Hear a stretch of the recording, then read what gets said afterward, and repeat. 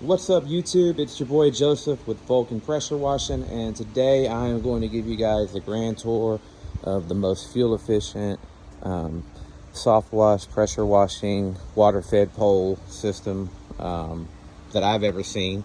This is a Nissan NV200. Those are the small compact vans you see a lot of flower shops use.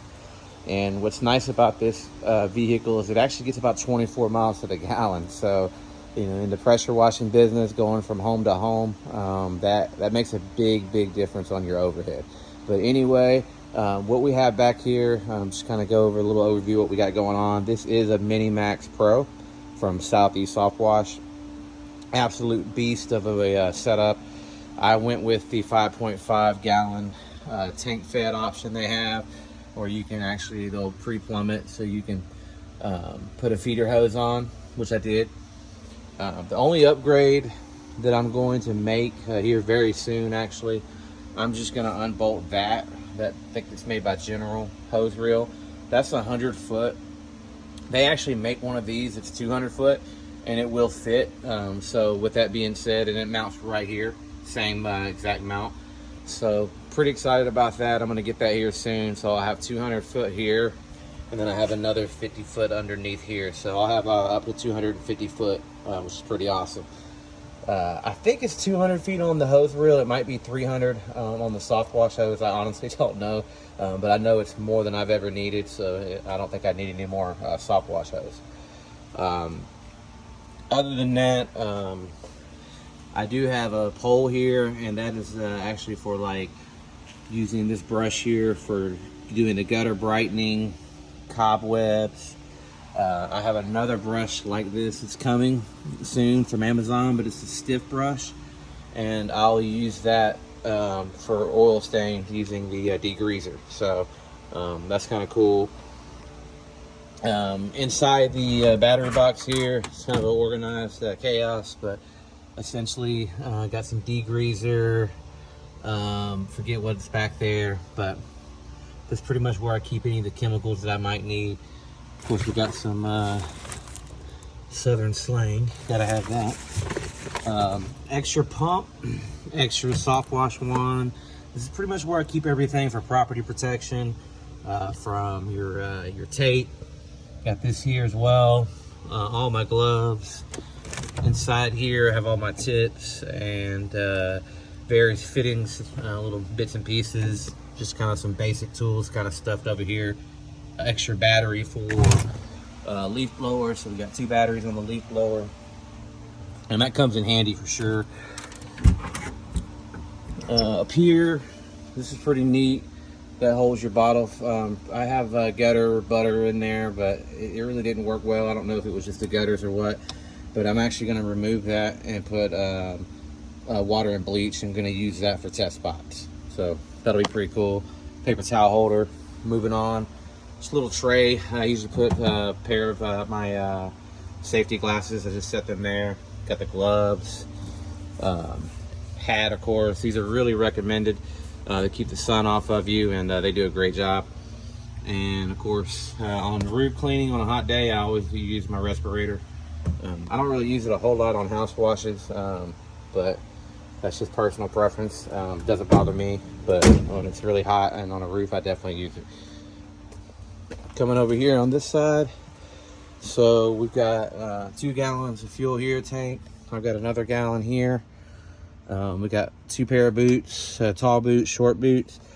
I'm not gonna wear the short boots anymore for pressure washing, especially using this surface cleaner, because your legs just get pounded with dirt and grit. So I'm gonna use the long boots, and I'll use these for house washes. Pump sprayer, measuring wheel, got my safety cones. That really makes it look professional when you pull up to the customer's house and have one on the front and back of your vehicle. That's the DI tank for the water fed pole. So I'm actually going to be putting a double stack kit. It's a little kit you can put on this hose reel, so it'll double stack it. And then I have another hose reel that's about half that width, and I will have to get a couple crossbars, just some sheet metal or whatever. I'll make something up and get that taken care of. But little bit of customization to get the new hose reel that's going to mount on top of that. And that hose reel is going to have this really thin tube that's made for the water fed poles. I'll have 166 feet. And essentially what's going to happen is that right there, the bronze one, that is going to go up here. I'm going to end up putting a splitter on it. For now, for the first few times I use it, I'll just unscrew that, plug this into here, the back, and then I can plug that into the residential spigot, and that's going to feed either my DI system or my tank. Hudson valve in the tank as well, which is kind of nice. And then when I get the new hose reel, it comes with a whip, and that'll connect here. And yeah, I'm going to have a water fed pole on a reel, and we'll be able to clean windows efficiently and do a great job. So I'm pretty excited about that. Extra 50 foot of hose just in case I need it. I just kind of keep that up there. So yeah, of course we got the ladder rack standoff on the ladder. This is a 24 foot ladder. It's really my favorite because it's so light. I do have a 28 foot and I'm going to get a 32 eventually, just as a backup when I do roof cleanings on really tall roofs. But I'll pretty much roll with this one at all times. And if I need one of those other ladders, then I'll just put it up there. But coming along over here. So this is the Extend-A-Climb telescoping ladder. These are sold by Sherwin-Williams, so you can get them on Amazon as well. I definitely recommend these versus the cheap Amazon. These are OSHA approved, very reliable. And what's great about that is I can do double pulls. So if I have a situation where, it's kind of you need to get on one section to get up to the other section to clean out gutters or something along those lines, I can just carry this ladder up that ladder. So definitely comes in handy. And pretty much you've already seen what's over here from the other side, but that's just going to give you an idea. That's where the kit, see there on those rails, that's where the frame extension, whatever thing's going to go. And then I'll have the other hose reel basically right here. So that's going to be pretty sweet. I did go a little too short on this. I'm not sure if I think it's about 100 foot. Should have went 150, so I'm going to get another 50 foot of Flexella added to that, because I found that 100 is just not quite enough. I've made it work, but man, I've had to move the van around a couple times, and there was a couple times where even then, I stretched it to its full capacity and was barely able to get it to plug in. So with a 150 foot, I think that's all you're going to really need. So definitely do go that route if you're going to do a similar build like this. Yard signs, they fit over here perfectly. So yeah, that's pretty much it. I'll shut the doors, kind of let you see what it looks like.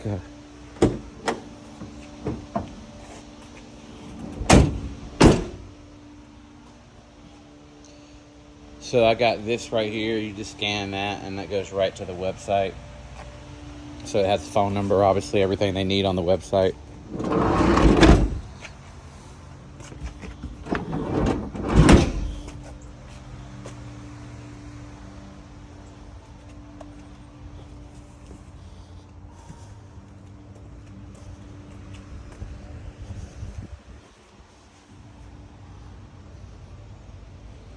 Yeah, there she is from the side. Great little van. They hold quite a bit of weight. They have these C-rated tires, so that are made for these small passenger vans. I think it holds like 1,500 pounds of payload. However, I do not roll with both tanks full. So I used to roll with a bleach tank full, but it really depends on what I have upcoming, because with that 12-volt system, it's so efficient. I don't really run through a ton of bleach doing house washes. And it depends on how bad the concrete is. If it's really bad, then I'll run through a little bit more than I'd like, but it's not too bad. But anyway, unless I have a roof cleaning coming up or something I know I'm going to need 50 gallons in like a 2-day period, then I usually fill it about halfway up. Water tank, I always run that tank pretty much empty before I leave, cleaning out the 12-volt pump, or rinsing it out, I should say.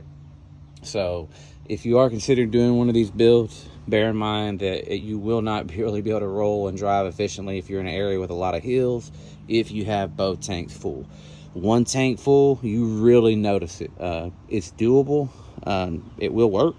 A lot of hills where I live here in Alabama, but just bear in mind that it's definitely going to put a little bit of a strain, but it's been fine. But as a safety, and not really safety, but just long-term reliability, I've decided that I'm pretty much just going to go halfway on the bleach for the most part and keep that empty. And big difference. It rolls around a lot better that way. So yeah. So anyway, feel free to comment. If you have any questions, don't hesitate. Shoot me a comment, and I'll be glad to answer any questions you might have. I think pretty much went over the specs. You can go to the SouthEast Softwash.com and check them out. I mean, it's pretty straightforward. You got 3 proportioners over here for your water, soap, and bleach. So very straightforward. Pump is super easy to take on and off when you need to put a new pump on. Yeah, so very compact. I'm really happy with it. It's very professional too when you pull up to the customer's house.